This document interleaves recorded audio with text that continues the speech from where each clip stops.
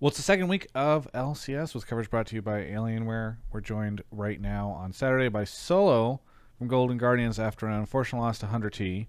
So first off, Solo, it's our first time I think that we've talked since you've rejoined the LCS and have joined Golden Guardians. So what has the experience been like of joining a team, and what was the environment like when you got in? I don't know if after that tough spring start they were in a bit of a shell shock state. I don't know. Um, yeah, it's definitely been a while. I mean, you know, took off spring kind of because I didn't see any opportunities that really met what I wanted to achieve. And so I was looking for spots in summer, and Golden Guardians came to me with an offer that made sense in a situation that made sense. And honestly, I didn't know if I was going to play LCS or at what point that would even be possible. But that transition happened relatively quickly, which was nice to be able to like start out kind of the beginning of the split. And yeah, I mean, it just made sense, and now it's like kind of been a new experience working with like the rookies and a younger team, and trying to like navigate and help them through LCS. So it sounds like you're saying they approached you before and with an offer, and the initial offer wasn't even like you're going to start in the LCS. It was like join the team and we'll figure out what happens from there. So you weren't when they first contacted you. It wasn't even with a starting position guaranteed. Yeah, it wasn't like we didn't really talk about it too much. Just the way the situation was, it made sense for both of us. Gotcha. And it wasn't like there's no chance you can play LCS. It was just like we want to give Niles some more time, and I understood that, and I was comfortable with the circumstance that came up, and we had a couple weeks in, and they decided to put me in, and I was like, great, all right, I'll play, I'll do whatever the team needs. So what was the environment like when you joined the team? Because again, were people just like like last split sucked, or how's everybody been? Um, I mean, everyone seemed fine. I mean, obviously, the players know kind of where they are, especially like in the standings. And they know that there's a lot of improvement to be made. So I think whenever you have a team of young players, you're gonna have games or scrims, kind of like today, where you just make mistakes early that more or less make the game unplayable. So those days suck, but you learn the most from those situations, and I think that's kind of what GGS has been. It's just been like, yeah, but even the bad days feel like there's just a lot of learning.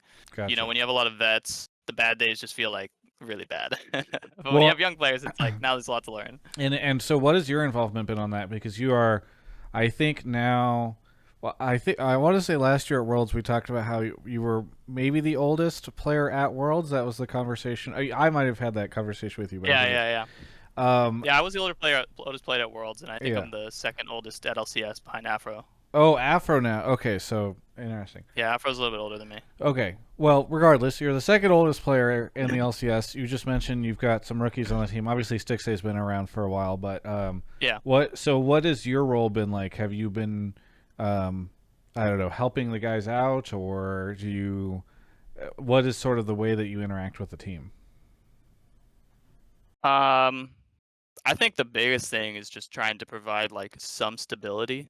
I mean, I think that that's kind of the way young players end up doing well is when they're surrounded by just stable environments, so that um, when there are mistakes in games, they can kind of just focus on themselves, and it's not like everything's falling apart. When the whole ship's sinking, it's like it's hard to plug the holes. But when there's only like a couple things coming up, it's really easy to survive.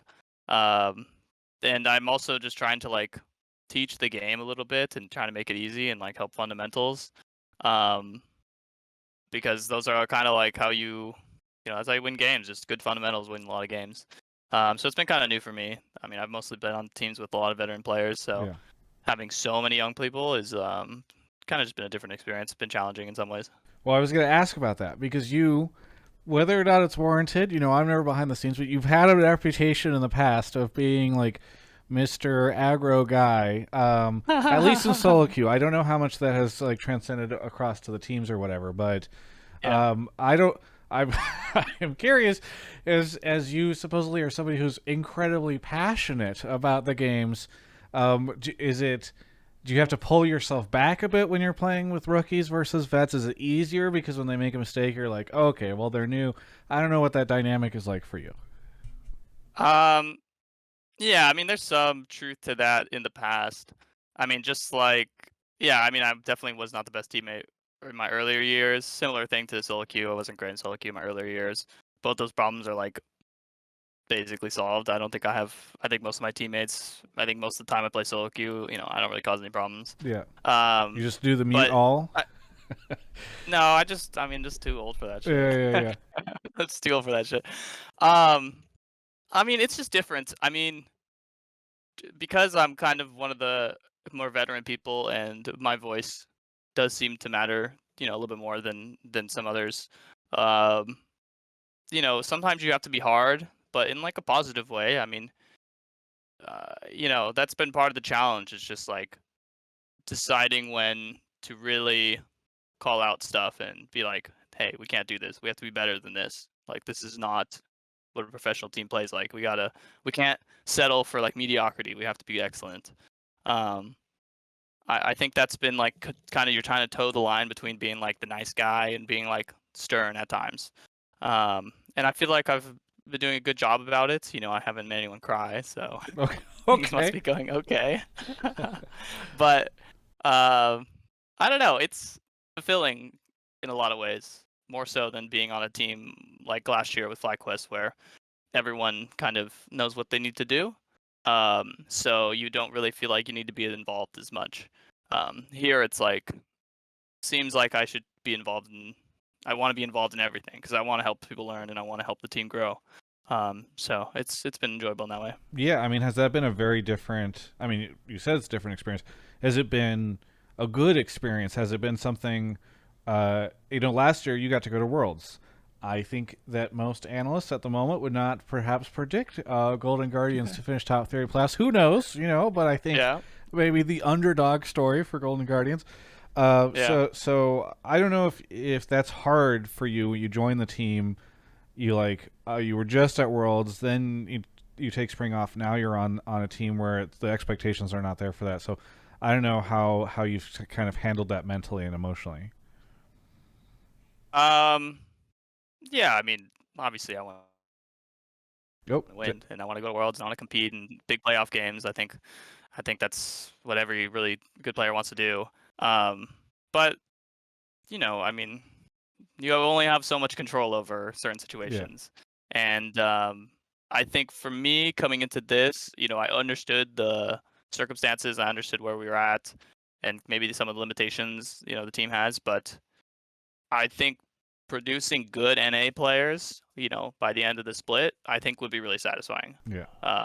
To contribute to like, showing that NA players can improve a lot and they can be competitive. I think that would be just as fulfilling as going to Worlds in some ways.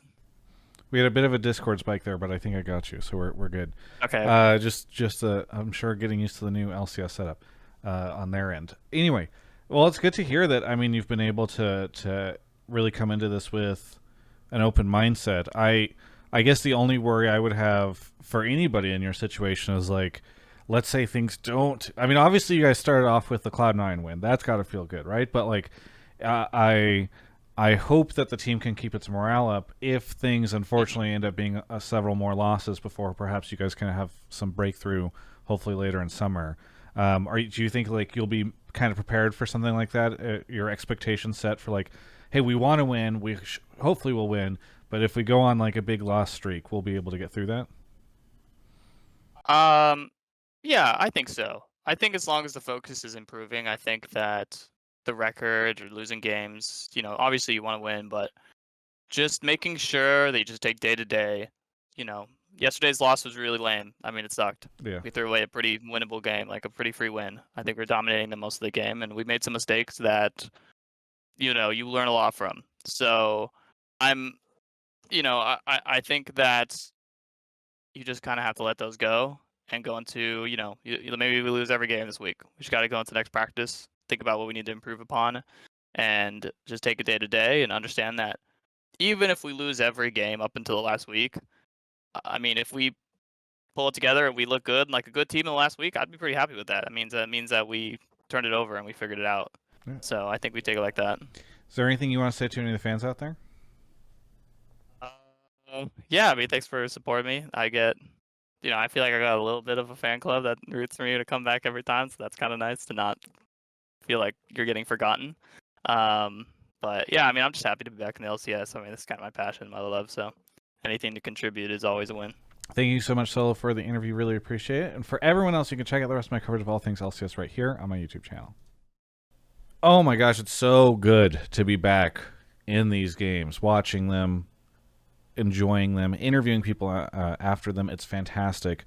Speaking of good in games, Alienware, in partnership with Team Liquid, has now officially launched Good in Gaming, which is an initiative in order to provide opportunities and programs to people who seek to grow, learn, network, and compete in the esports industry. They've got all sorts of cool stuff like tournaments, mentorships, scholarships, all this kind of stuff. It's really cool to see what they're doing. You can head on over to alienware.com/goodingaming. I'd recommend you do it because it's just neat to see this program that they've been able to build out to support the next generation of esports industry folks. Because let's be clear, I'm getting kind of tired. I don't know how much longer I can do this. It's a pain in the butt. You guys don't subscribe. No, I'm just kidding. But if you do want to subscribe, that would be cool. Either way, I'm so happy to be back making this content. And shout out to Alienware for Good in Gaming. Awesome to see.